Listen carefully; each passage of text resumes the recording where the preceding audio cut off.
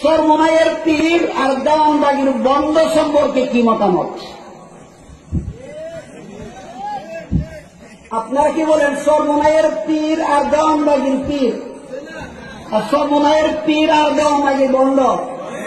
আমি বললাম আমাকে এইভাবে প্রশ্ন করেন যে কাশ্মীর সাহেব, সরমনাইয়ের পীর আর দেওয়ানবাগির বন্ধ সম্পর্কে কি মতামত?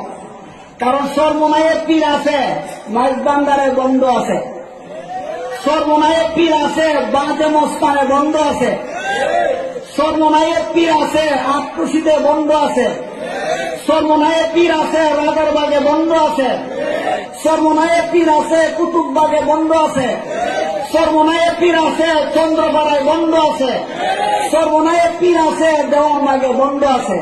কাজী সরমনাইয়ের পীর আর দেওয়ানবাগির পীর নয়, সরমনাইয়ের পীর আর দেওয়ানবাগির বন্ধন।